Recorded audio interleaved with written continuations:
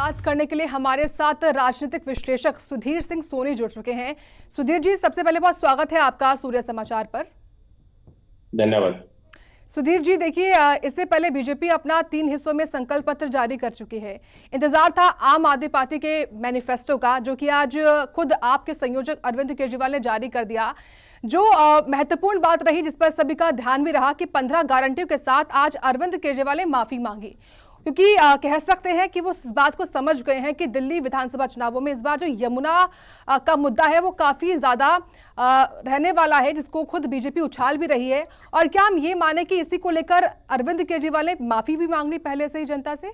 उनकी रणनीति को आप कैसे देख रहे हैं? साक्षी जी, मैं आपको बड़ा अच्छा सवाल आपने किया है। एक बात बताना चाहता हूँ, केवल अगर आप पिछले 2011 से जब से पार्टी सत्ता में आई है, अगर आप तब से आज तक देखेंगे तो केवल यमुना ही सफाई का मुद्दा नहीं है। बात यह है कि आज पार्टियों में होड़ लगी है कि कौन कितने झूठे वादे लेके जनता को भ्रामक प्रचार में उलझाएगा और कैसे सत्ता हासिल होगी।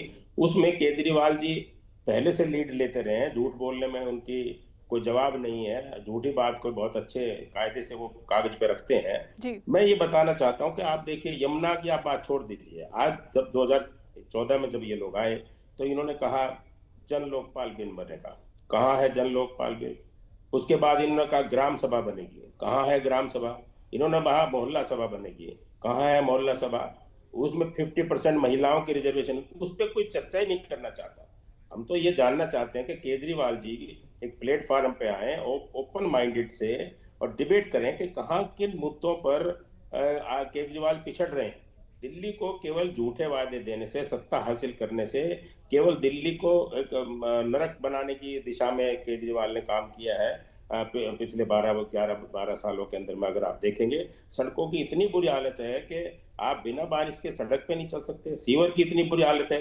क्या कभी केजरीवाल जी ने सोचा है कि दिल्ली में 1.5 करोड़ जनसंख्या के लिए कितना पानी चाहिए?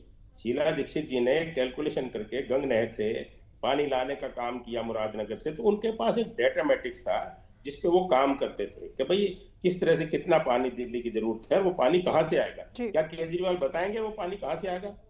क्योंकि दिल्ली के अंदर में ट्यूबवेल लगाना, बोरिंग करना, ये तो पहले से टैंकर माफिया इनका चल रहा है। उससे तो पानी दिल्ली का पूरा नहीं हो रहा। जिस तरह से लोग आ रहे हैं, जितना इन्फ्लक्स है दिल्ली के अंदर में, उससे तो पानी नहीं पूरा होगा। तो कहाँ से लाएंगे? किस तरह से 5 साल में क्या ये जादू की छड़ी घुमा के गंगा जी से, यमुना से कहां से पानी लाएंगे? बताए ना सोर्स किस तरह से प्रैक्टिकल होगा।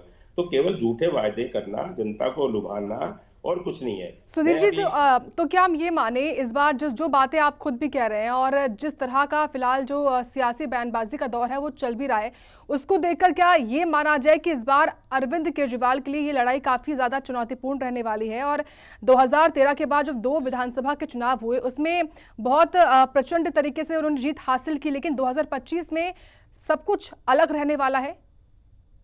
देखिए, केजरीवाल जी बहुत चुनौती सामना कर रहे हैं, चुनौती का क्षेत्रों में जा रहे हैं।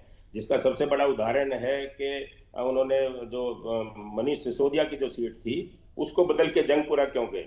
सबसे बड़ा हार का डर। आप देखिएगा, आपको बड़े चौंकाने वाले परिणाम दिखाई देंगे इस इलेक्शन के बाद में। निश्चित तौर पर। और न केवल मनीष सिसोदिया की सीट को बदलना, इसके अलावा जो मुद्दे हैं जिसको लेकर लगातार हम देख भी रहे हैं कि कैसे आज पंजाब के अमृतसर में जो जिस तरीके से बाबा साहेब अंबेडकर की प्रतिमा को एक युवक तोड़ता है, उसका मुद्दा बीजेपी उछाल रही है, क्योंकि पंजाब में आपकी सरकार है।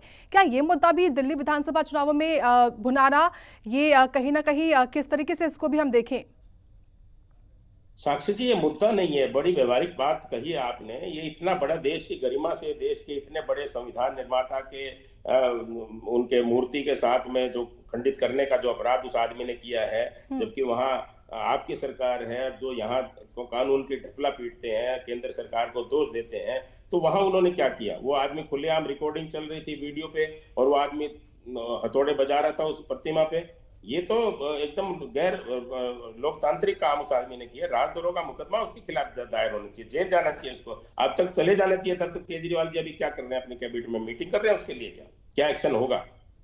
और सबसे बड़ी बात सुधीर जी ये कि 26 जनवरी का दिन था, सिटी कोतवाली के सामने ही बाबा साहेब की मूर्ति लगी हुई थी और खुलेआम वो व्यक्ति उस मूर्ति को तोड़ता है। इस पर कोई रिएक्शन भी नहीं आया, उसको रोका तो नहीं गया, लेकिन कोई जो बयान है उसको लेकर भी पंजाब के मुख्यमंत्री या फिर आम आदमी पार्टी का कोई नेता बयान भी नहीं दे रहा है। क्या भारी पड़ सकता है उनको, खासतौर से उस वर्ग को में, क्योंकि रोष है उस इंसिडेंट के बाद खासतौर से।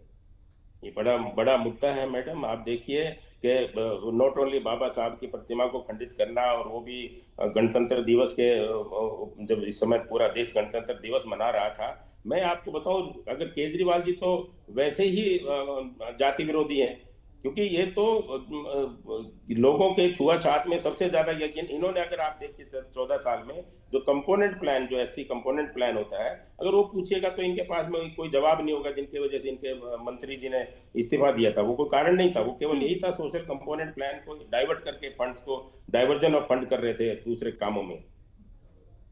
निश्चित तौर पर, और बीजेपी इस पूरे मामले को उठा रही है। अगर लौट कर आए सुधीर जी, बीजेपी या फिर आम आदमी पार्टी और या फिर कांग्रेस पार्टी भी उनकी तरफ से जो मैनिफेस्टो जारी किया गया है उसको लेकर खासतौर से इस बार जो मैनिफेस्टो में गौर करने वाली बात है, आम आदमी पार्टी तो खासतौर से इस बात को लेकर चर्चा में रहती है कि वो फ्रीबीज की तर्ज पर जीतती आई है या फिर फ्री में हम ये देंगे वो देंगे, उसको लेकर जनता से वोट मांगती आई है। इस बार ये तरीका बीजेपी में भी देखने को मिला, हालांकि मोटे तौर पर नहीं बल्कि महिलाओं को लेकर खास तौर से देखें तो उनको भी 2500 रुपए हर महीने देने का जो ऐलान है वो भी बीजेपी ने किया। ऐसा ही अब कांग्रेस पार्टी की तरफ से भी अलग राज्यों में हुआ और आम आदमी पार्टी तो कर ही रही है।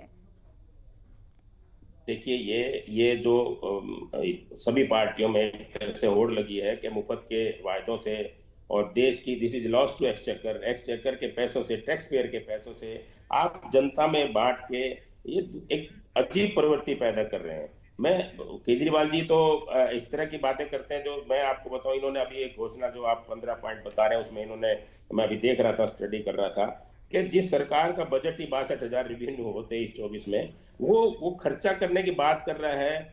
आप फॉरेन एजुकेशन के नाम पे करीब 11-11.5 लाख बच्चे दिल्ली से विदेश जाते हैं। एक आदमी की 15 लाख रुपए फीस लगाएं तो ये 18-20 हजार करोड़ रुपए का खर्चा बैठता है।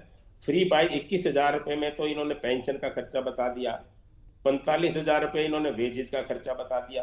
तो अगर ये कुल मिला के अगर बैठे तो कई लाख करोड़ रुपए का खर्चा, तो ये केजरीवाल जी पहले तो ये आके बताएं कि इस पैसे को कहां से लाएंगे, कैसे मीट आउट करेंगे। वो तो रेवेन्यू के अधिकारी रहे हैं, वो बताएं। खाली पीली तो ये कुछ नहीं है। ये घोषणा जो अभी, जैसे अभी एक शब्द आपने कहा था, जो बीजेपी के किसी अध्यक्ष जी ने बोला कि ये फर्जीवाल है और केवल फर्जी वायदे लोगों से कर रहे हैं, और सरकार को इसके ऊपर तुरंत कोर्ट को संज्ञान लेना चाहिए कि जिसकी जेब में 2 रुपए नहीं है वो 20 रुपए की घोषणा कैसे करेगा, कहां से पैसा लाएगा। हम देश को भिखारीवाद की तरफ ले जा रहे हैं, किस तरफ ले जा रहे हैं? क्या 22वीं 23वीं सदी में इसी तरह से देश जाएगा? इसके ऊपर लगाम लगाने की जरूरत है। ठीक है, बहुत धन्यवाद आपका सुधीर कुमार सोनी जी, दिल्ली विधानसभा चुनावों पर अपनी राय रखने के लिए और चर्चा करने के लिए।